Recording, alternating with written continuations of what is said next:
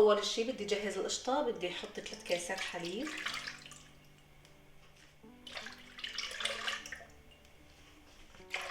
هاي 3 كاسات صاروا. رح اضيف علبه كريمه سائله،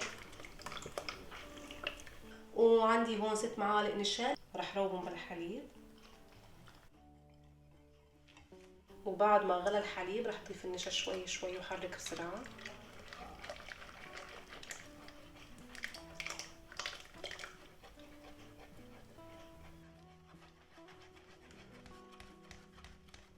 وهلا بدي اضيف 4 معالق سكر، ما رح كتر لاني كمان رح نحط قطر، ف4 معالق كتير منيح. وبدي اضيف علبة قشطة او مسكربونة، رح فضيها مباشرة فوق المهلبية اللي عم بطبخها. وراح اضيف كمان رشة فانيلا، رشة كتير صغيرة ما رح كتر. وبحرك كل هالمكونات مع بعضها كتير منيح. هي اصلا على الحرارة بتدوب فبتمازجوا مع بعضهم.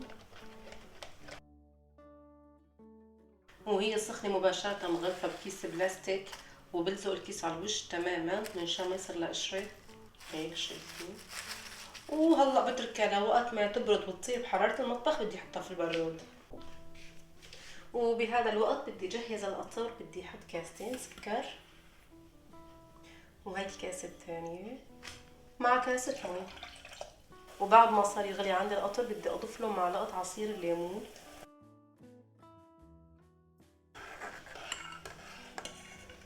واخر شي بعد ما طفيت عليه الغاز بدي اضيف له نص معلقة ماء زهر. وهلا بدي ابلش اشكل الوربات. بدي استخدم هذا الورق البقلاوه، بس انتبهوا في منه خاص بالموالح، هاد خاص بالحلويات، خاص بالبقلاوه.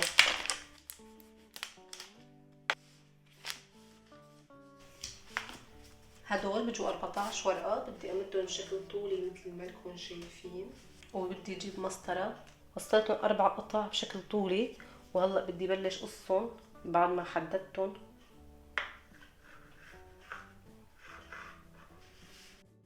تقريبا كل قسم 8 سنتي. وهلا رح ابلش بتشكيل الوربات مثل ما انكم شايفين. رح اعملهم على شكل مثلث هيك.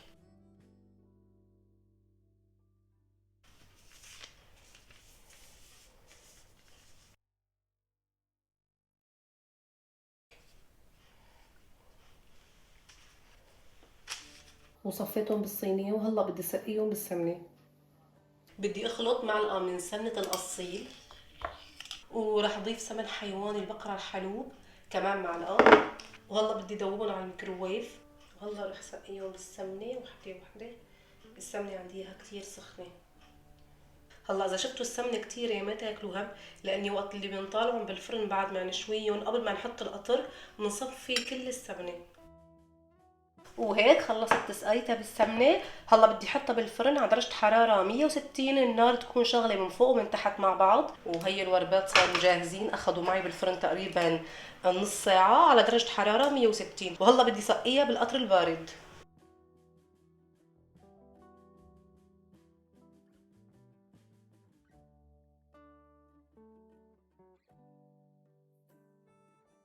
وهيك بعد ما سقيتها بالقطر هلا بدي اتركها تقريبا 10 دقائق. بعدين بدي صفي القطر الزايد. ما بدي اترك قطر زيادة منشان ما تصير كتير حلوة. ولحتى اقلل المامونية بدي احط معلقة سمنة. بدي اضيف فنجان شاي سميد. شايفين بهذا المقدار. السميد بكون ناعم. وبدي حمص السميد لوقت ما يصير لونه اشقر فاتح. وهيك تقلى معنا السميد. شايفين كيف صار لونه اشقر فاتح. ما بصير يكون غامق بعدين بتمرمر وما بتصير طيبة. شايفين هيك يعني يا دوب اخذت لون ذهبي. وهلا بدي جهز قطر المامونية. نفس الفنجان اللي استخدمته بكل سميد بدي اكل فيه سكر. بدي احط فنجانين ونص. هي اول فنجان، هي تاني فنجان، وهي نص. بدي اضيف لهم كمان بنفس الفنجان 6 فناجين مي.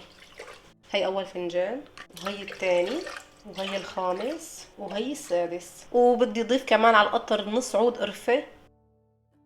وهي القشطة عندي صارت جاهزة. بدي احاول شوي افردها عن بعضها.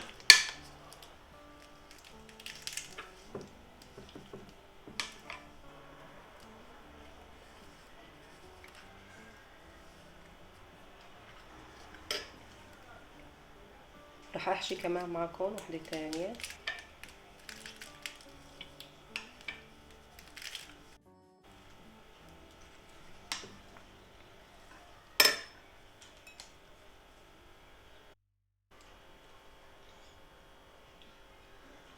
وبعد ما غلى عندي القطر بدي اضيف السميد اللي حمصته.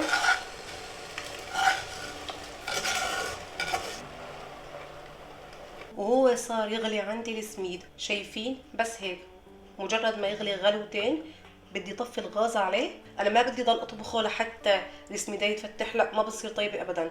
شايفين مجرد الغلوه والتاني يعني تقريبا بعد ما تغلي بدقيقه نص دقيقه هيك شيء. وراح ضيف نص معلقه صغيره ماء زهر، وكمان معلقه صغيره سمن حيواني البقره الحلوب.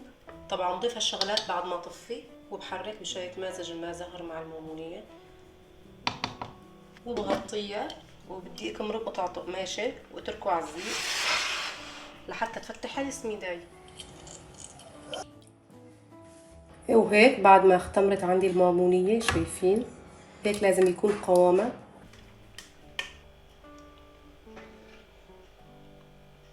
وبدي رشلها قرفه مطحونه، هي اصلا اللي بتعطي طعمتها القرفه المطحونه. يا سلام، يعني كتروا قرفه، القرفه كتير طيبه معه. شايفين شكلها بشهي.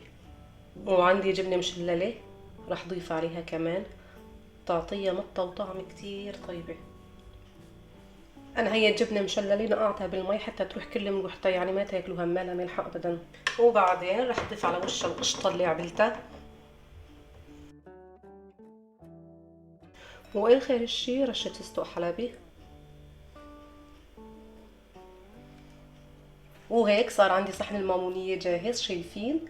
ما شاء الله شكلها بشهي وطعمتها بتجنن كتير طيبة. اتبعوا هي المقادير اللي اعطيتكم اياها بالتفصيل، رح تاكلوا مامونية ولا اطيب من هيك، مثل الحلواني تماما.